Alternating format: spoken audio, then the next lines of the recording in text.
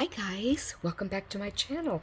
I'm Dee and we are going to do a little playing today with this beautiful 3D embossing folder by Altenew. It's called Lace. Isn't it gorgeous? Okay, set this off to the side. The difference between a 3D embossing folder and a regular embossing folder is that the 3D makes a deeper impression, and so you have more of a dramatic look. So, okay, I'm going to move in my die cutting machine that you can also use for, let me get this stuff kind of pushed up here, that you can also use for embossing. Okay, so this is the plate that came with my machine. I've had it a long time and looking a little worse for wear here. But anyway, a lot of times you see me use, let me show you here. You see me use this plate. It's a magnetic plate by Sizzix, and I use this a lot because it helps the dies stay, when I'm doing die cutting, it helps the dies to kind of stay onto the platform, although when you have warped plates like I do, it doesn't work quite as well. But anyway, I have a plan here, and I'm going to take a square of paper, cardstock, and we are going to put it inside the embossing folder. Now this is a large embossing folder. I would say it's more like maybe 5 3/4 squared. And so what we're going to do before we emboss it, we are going to spritz it with a little water, because sometimes cardstock can crack when it goes through an embossing folder. Okay, so I've got my plate. And oh, something I also need to do is, okay, this original plate has basically 3 levels. You have this top layer that's labeled number 2, and I'm going to take that off, and then, not off, but switch it back. It's connected by hinge, and so then we have level 1, and then we have the very base plate. Well, for today, I'm going to use just the level 1 platform. I'm going to set my embossing folder down. I'm going to put the plate down, and this is the top plate. And then I have, oh, I forgot to get this out. Hang on just a second. I have, if you can still hear me, I have this little silicone mat that I like to use, and we're going to put it on top here. Now, this is called the sandwich. I've mentioned this before, and if you're familiar with card making, you know what this is. So I'm going to roll it through, and it's kind of going through easily. So what I'm going to do is, oops, I'm going to push it back, and we're going to try to keep this embossing folder and cardstock inside as carefully as we can, because we don't want it to get wonky inside if it shifts. Okay, now I have some scratch paper we're going to put on top, and now we're going to go see if this will add a little extra pressure. Oh, it's feeling good. Yeah, it's feeling good. I'm feeling more pressure, so it should be better this time. Okay, now we are going to make sure I'm staying within shot. Let's open it up. Oh, look at this, people. Look at this. This is 3D embossing. Look at that texture it gets. Oh, that is gorgeous. Now, this particular piece of cardstock I cut a little smaller than 5 3/4, but it got most of it. So that is awesome. And let's do another one, shall we? We'll take this bigger piece of cardstock, and this is just regular white cardstock that I use, and we'll spritz it so it doesn't have any cracking. Get it so that it's straight. Okay, put it on. I'm going to keep all my layers together. here we go. Okay, and here we go. Whoop, there we go. Oh, okay, sometimes that silicone mat doesn't want to go through with it. I've discovered this before, so just have to make sure it's covering the whole plate. Oh, look what happened. It kind of shifted a little bit here. So let's get this right. Excuse me. Okay, here we go. I'm feeling some resistance. That's what we want. All right. Let's get this. Now, let's just look at this. Oh, I love it. I love it, I love it, I love it. Okay, now for just a second, I'm going to move this die cutting machine out of the way because we're going to do some other things with it. Let me get this out. And set it on the floor there. Okay, now we have our two layers that we did. Now I want to show you something. The other day I got this out to play with for the very first time, and I had just scraps of cardstock here. So for this one, I put the card in here, so it got this part, and then for this one, I put it in like, yeah, like right about here. So I can still use these, even though it's not the full design. But anyway, I wanted to show you that. So we'll get this over here. Now, these are still a little damp from the cardstock. This one is a little drier. So I'm going to set this off to the side for now. Okay, we are going to do a little Distress Oxide inking over these panels. Now, this is the embossed side. This is the debossed side. All right? So, what we're going to do is we are going to take, I have these little finger dauber type blending brushes. They're cheap. They're on Amazon, and so I'm going to take this and I'm going to go over the leaves. Now, I need a scratch piece of paper, so I'm just going to take one of these shims, and we're going to use this.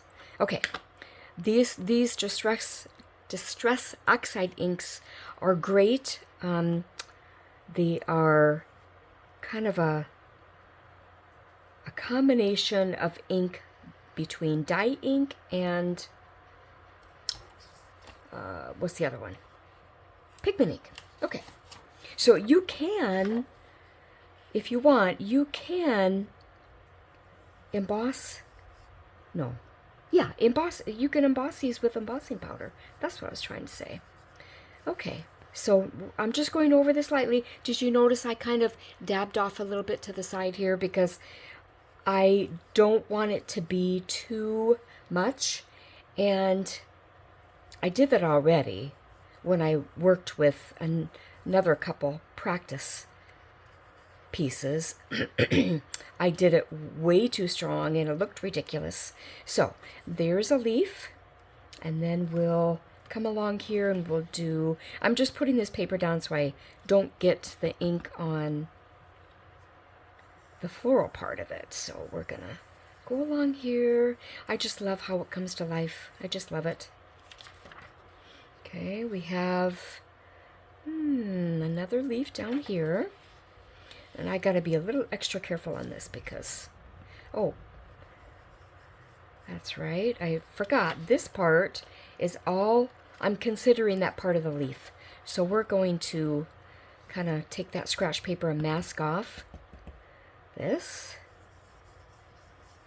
And here we go. I just love seeing these come to life. I really do. Okay, are you ready for a Stewie story? If you're new to my channel, Stewie is our black lab dog who is a 1.5 years, and he's just a boatload of fun. I just love him to pieces. Anyway, so well, done this the past few days, but I had been working on transplanting what am I trying to say? My seedlings, my flower and herb seedlings that I started several weeks ago. I was going to get them transplanted into the flower beds that I have, and I had the idea of labeling each of the seedlings, because at this point, I don't really remember what they are or what they look like when they're babies like that. And so I mark them with craft sticks and put them in the ground next to each seedling. And when I was out there, Stewie was keeping me company, and he grabbed one of the craft sticks and started going off with it. And at that point, I'm like, oh, no, we cannot do this. So I don't usually do this, because usually it's not necessary for him. And I don't want to be harsh. But I did raise my voice, and I called him back and told him to drop it. And he dropped it, and boy, I acted guilty. So I picked up the craft stick, and I said, no, we don't do this. And you know what? I put the craft stick back in the ground. He didn't bother any of the other ones, and this was a couple of days ago, and so far, so good. All the other ones are still there. So he learned fast, which I was glad for, because I didn't want to have to scold him again. Okay, this color is Mowed Lawn. Now, when I was trying to decide which colors to do, I wanted to use my color wheel. And where is it? What did I do with it? Hang on, I'm going to have to look for it. Hang on. Okay, I'm back. Here's my color wheel. And so I did the complementary pairing. So if I wanted to see what color would complement the green, I just went straight across here, and I got these dark pinks. So then I came up with Festive Berries and Pick Raspberry as a complementary color. So we are going to get out my blending brush for that one. And we'll do this one right here. I think I'll do Festive Berries, because it's kind of a warm pink, isn't it? Okay, gonna do the same thing. I'm gonna kind of go like this, get the excess off. There's a little tiny flower right here we're gonna highlight, and then the rest of it will be here.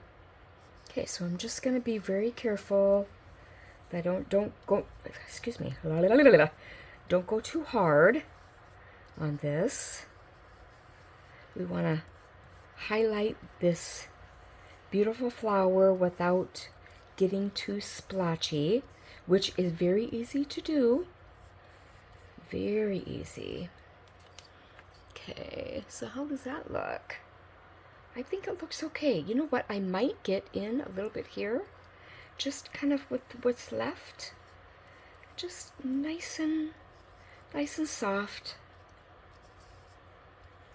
So it looks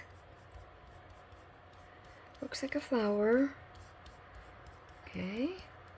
I think on, let's see, I think on these I might go just a tad darker, just a tad, because that would be the center where it's gonna have some most likely darker areas, because shadowing and all that. Okay.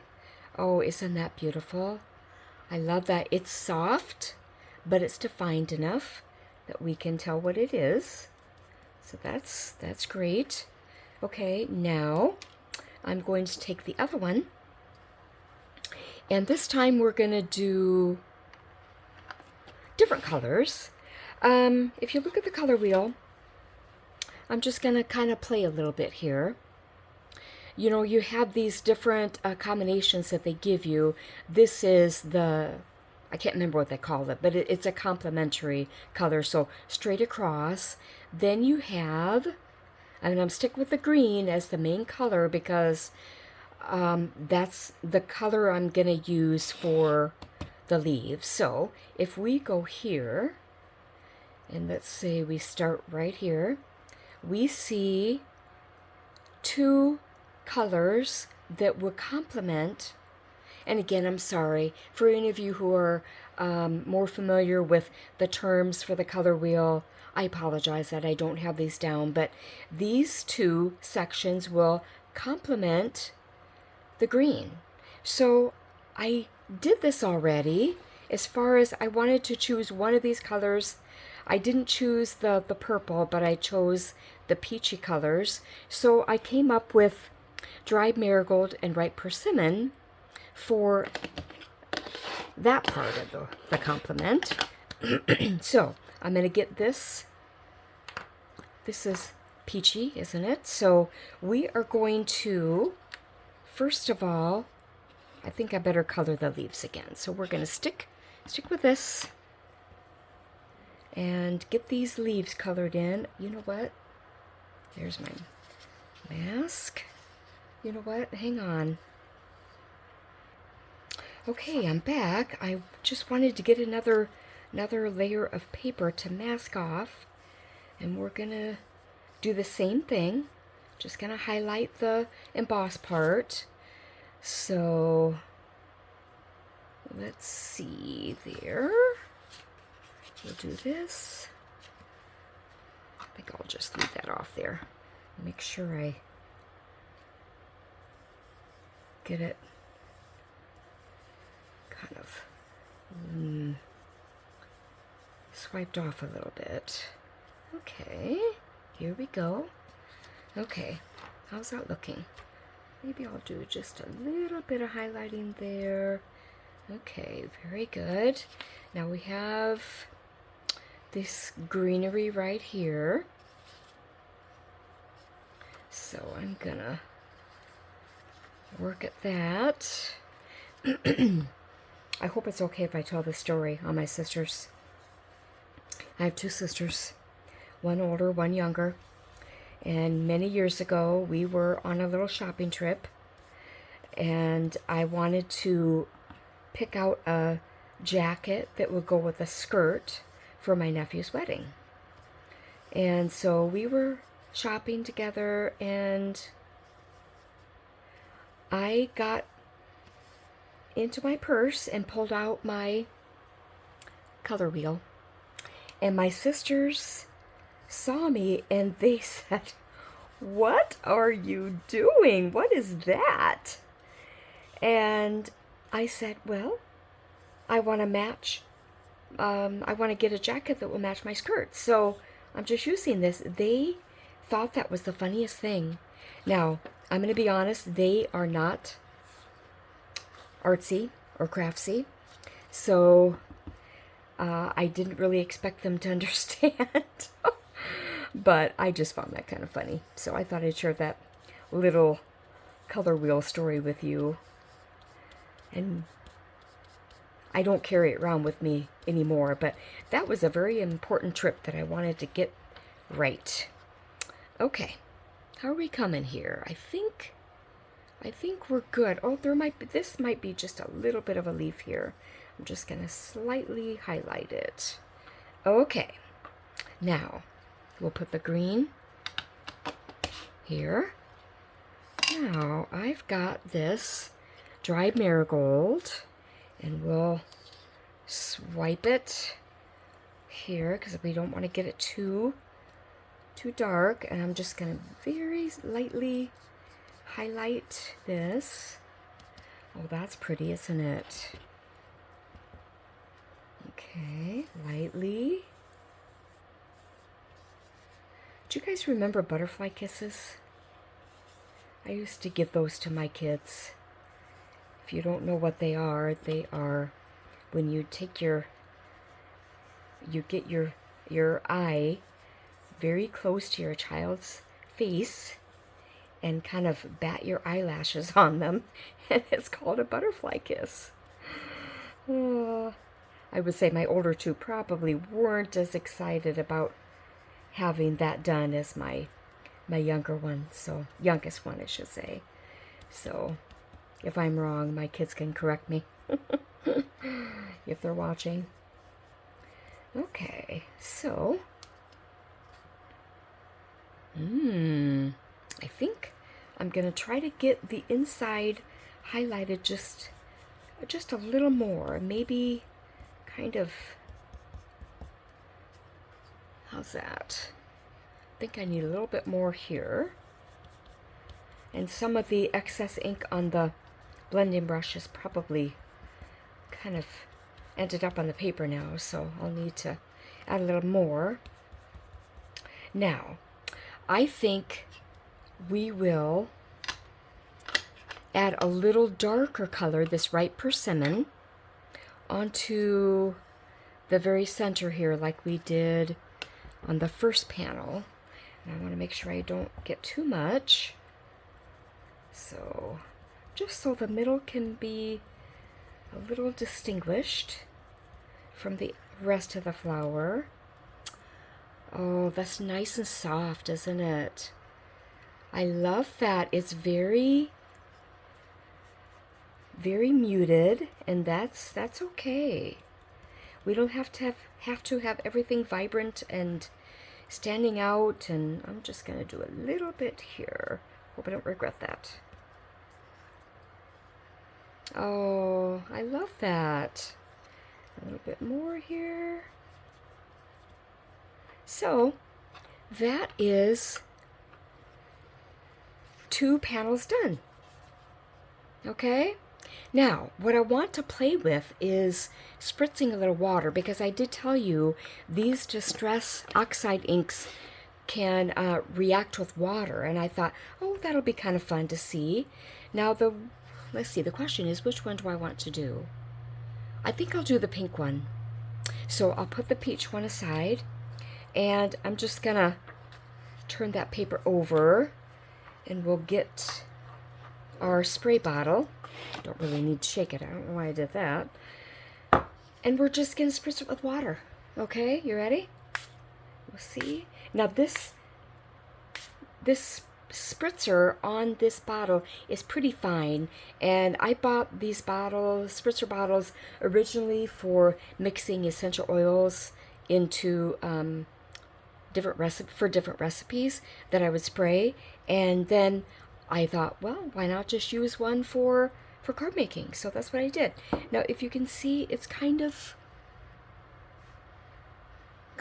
softened a little bit.